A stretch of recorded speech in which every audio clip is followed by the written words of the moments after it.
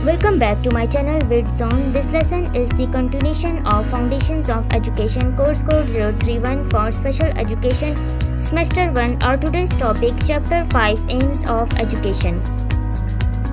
Before starting our lesson, I request you all to like, share and subscribe to our channel and hit the bell icon for all updated lessons regarding educational material. Let's get started and move to our topic.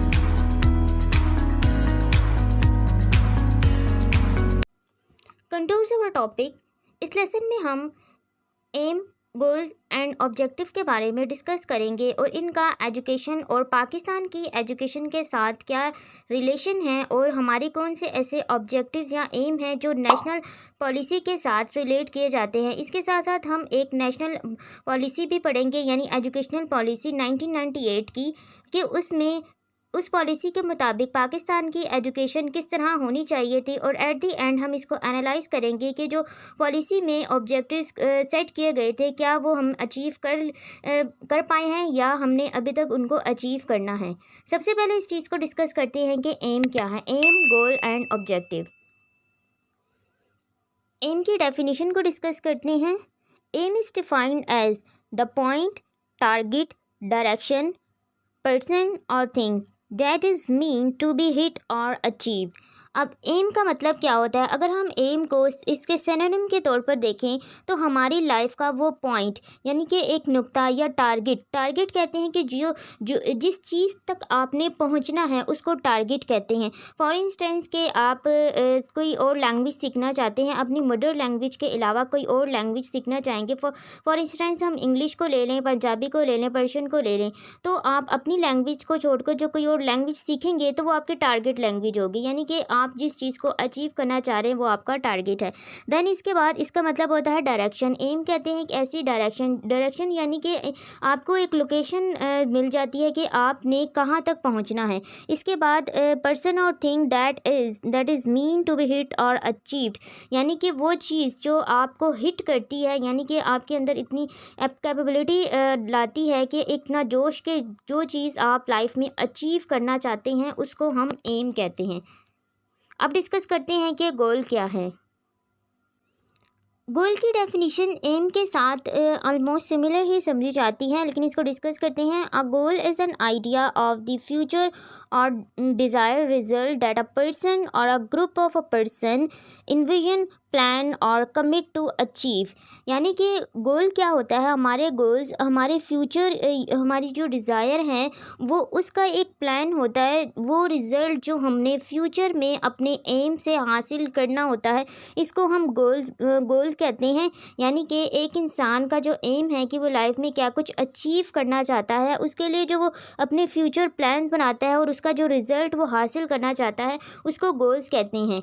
Goals को M के साथ ही हम similar मान सकते हैं। अब objective को discuss करते हैं कि ऑब्जेक्टिव्स क्या हैं। ऑब्जेक्टिव की definition a thing aimed at और सॉट अ गोल, यानी कि the system has achieved it's objective. वो चीज़ यानी ऑब्जेक्टिव को हम उर्दू में मकसद कहते हैं। आपके एम और गोल से जो चीज़ एट दी एंड आपने हासिल कर ली या आपको वो चीज़ अचीव्ड हो गई तो इट्स मीन कि वो ऑब्जेक्टिव है। जो कुछ आपने हासिल कर लिया वो आपकी ओवरऑल स्ट्रगल की एक, यानी कि आपको वो चीज़ हासिल हो गई है तो वो ऑब्जेक्टिव की कैटेगरी में काउंट की जाएगी। अब ऑब्जेक्टिव, एम्स एंड गोल्स में डिफरेंस क्या है? एम्स क्या वो चीज़ें होती हैं यानी वो ख्वाहिश के जो कोई एक पर्सन है अपनी लाइफ में हासिल करना चाहता है, यानी कि एक इंसान की जो कुछ ख्वाहिशात होती हैं जिनको हम डिज़ायर्स कहते हैं उनको हम एम्स भी कह सकते हैं। अब इसके साथ साथ गोल्स क्या होते हैं? गोल्स और एम्स को एक साथ ही लिया जाता है कि जो गोल हमारी लाइफ में जो कुछ भी हमने अचीव करना है उसके लिए जो हम कोई एक आइडिया बनाते हैं, कोई प्लान बनाते हैं कि ये चीज़ें हमने अपनी लाइफ में अचीव करनी है तो इट्स मीन वो भी किस एम्स की ही कैटेगरी में फॉल करती हैं। लेकिन जो ऑब्जेक्टिव्स होते हैं, ऑब्जेक्टिव को हम ओवरऑल एक नेशन के लिए ले सकते हैं कि एक इंडिविजुअल लेवल पर जो कोई किसी शख्स की ख्वाहिशात होंगी तो वो एम्स और गोल्स में आएंगी। लेकिन अगर कोई एक ग्रुप या किसी एक नेशन के लेवल पर कोई हमारे मकासद हैं, फॉर इंस्टेंस पाकिस्तान की एजुकेशन के कौन कौन से मकासद हैं, तो इट्स मीन ये ऑब्जेक्टिव्स में काउंट किए जाएंगे कि हमारे ऑब्जेक्टिव्स क्या है हमारी एजुकेशन के। टॉक्सोनॉमीज ऑफ ऑब्जेक्टिव। टॉक्सोनॉमीज कहते हैं दर्जाबंदी करना, यानी कि जो ऑब्जेक्टिव्स हम सेट करते हैं अपनी एजुकेशन के, उनको हम किन दर्जाबंदी के तहत मुतय्यन करते हैं। The taxonomies of educational objective is a framework for classifying statement of what we expect or intend students to learn as a result of instruction। अब इसमें से सबसे पहले हम फ्रेमवर्क को डिस्कस करते हैं। फ्रेमवर्क कहते हैं कि एक ऐसा फ्रेम फॉर इंस्टेंस एक ऐसा ढांचा होता है, यानी कि जो चीज़ आप बच्चों को स्टडी करवाना चाह रहे हैं उसके लिए आप एक पहले आउटलाइन ड्रा करते हैं। जो आउटलाइन हम एक रफ सी ड्रा करते हैं, यानी कि जो कुछ हमने आगे पढ़ाना होता है, यानी जिसको हम निसाब भी कहते हैं, लेकिन निसाब के लिए भी पहले एक फ्रेमवर्क सा सेट किया जाता है कि हमने ये पढ़ाना है, ये कुछ हमने सब कुछ सेट करना है, इस तरह पढ़ाया जाएगा और ये सब चीज़ें हमने इसको इस तरह सेट करनी है, तो उसको हम फ्रेमवर्क कहते हैं। यानी कि वो चीज़ें जो आप एक रफ फॉर्म में अपनी एजुकेशन से पहले सेट करते हैं उसको हम फ्रेमवर्क कहते हैं। अब वो कह रहे हैं कि framework for classifying statement of what we expect, यानी कि व्हाट वी एक्सपेक्ट, यहाँ पर हमारे एम्स एंड गोल्स आ जाते हैं, यानी कि हम क्या चीज़ें एक्सपेक्ट कर रहे हैं अपनी एजुकेशन में, यानी कि जो ऑब्जेक्टिव्स हमारे एजुकेशन के सेट किए जाएंगे उनको सेट करना किस लिए है, यानी कि हमने एट दी एंड अचीव क्या करना है, हम क्या चीज़ एक्सपेक्ट कर रहे हैं। एक्सपेक्ट यानी कि आप जो कुछ अपनी एजुकेशन से चाहते हैं कि ये आपको मिले, इट्स मीन कि आप वो एक्सपेक्ट कर रहे हैं, और उसका रिजल्ट ऑफ इंस्ट्रक्शन, यानी कि एक्सपेक्ट और इंटेंट स्टूडेंट्स टू लर्न, यानी कि इंटेंट यानी कि आपकी कौन सी उस टाइम पे आप किस चीज़ को ज़्यादा फोकस कर रहे हैं, आपकी तवज्जो क्या है कि जो स्टूडेंट्स हैं वो क्या लर्न करेंगे, यानी एट आपकी इंस्ट्रक्शन से उनका क्या रिज़ल्ट हासिल होना चाहिए। इसी दर्जाबंदी के अंदर अपने मुल्क के जो हमारे फॉर इंस्टेंस अगर हम ऑब्जेक्टिव्स लें, पाकिस्तान के एजुकेशन के ऑब्जेक्टिव्स, अगर हम अपना एक एजुकेशन सिस्टम स्टार्ट कर रहे हैं, कोई न्यू निसाब बना रहे हैं, यानी कि करिकुलम, निसाब को करिकुलम कहा जाता है, तो उसके लिए आप किस तरह उसको क्रिएट करेंगे। सबसे पहले हम उसका एक फ्रेमवर्क बनाएंगे कि हम किस चीज़ को हमने टारगेट करना है, हमारी अचीवमेंट क्या होनी चाहिए, इसमें हम कौन कौन से ऐसे मेथड होंगे जिनके थ्रू हम टीचर्स को कहेंगे कि वो बच्चों को इसके थ्रू स्टडी करवाएं, और एट दी एंड जिसमें हम उनसे टेस्ट लेते हैं, डिफरेंट एक्टिविटीज़ करवाते हैं, ओरल करवाई जाती हैं, रिटन करवाई जाती हैं, ऑब्जेक्टिव्स के फॉर्म में होती हैं, सब्जेक्टिव्स के फॉर्म में होती हैं। यानी कि सबसे पहले ये कुछ हम एक छोटा सा फ्रेमवर्क बना लेते हैं कि हमने किस लेवल पर स्टडी करवाना है, कौन कौन से हमें टीचर्स अवेलेबल होंगे, किस तरह की हमें फैकल्टी चाहिए, कहाँ पर हमने ये चीज़ बनानी है, और किस तरह का हमने निसाब बनाना है, निसाब के अंदर हमारे सिलेबस क्या होना चाहिए, हमारी करिकुलम एक्टिविटीज़ और करिकुलम एक्टिविटीज़ किस तरह की होनी चाहिए। उसके लिए जो हम एक रफ सा फॉर्म बनाते हैं, उस चीज़ को ड्रॉ करते हैं, यानी कि हम कुछ पॉइंट्स लिखते हैं, तो यानी कि हमने एक फ्रेमवर्क सेट कर लिया। फिर उसके बाद हम क्या करते हैं कि उसको क्लासीफाई करते हैं। क्लासीफाई मीन्स जो हमने अभी ऑब्जेक्टिव्स किए कि हमारा मेन टारगेट क्या होगा, हमारे ऑब्जेक्टिव्स क्या होंगे, हमारी क्लास कौन सी होगी जिसको हमने पढ़ाना है, टीचर्स किस तरह के होंगे, वो साइंस के टीचर्स होंगे, आर्ट्स के टीचर्स होंगे, या फिर उसके साथ साथ फर्दर के किस तरह की एक्टिविटीज़ करवाई जाएंगी, कि और इनके स्कूल्स कहाँ पे होंगे, मिडल लेवल पर दी जाएगी या हाई लेवल पर दी जाएगी, यूनिवर्सिटीज़ की एजुकेशन होगी, उसके बाद कौन से मेथड्स होते हैं कि हम देंगे, ये सब कुछ हम किसी स्टेटमेंट के अंदर हम उसको एक क्लासीफाई कर देंगे।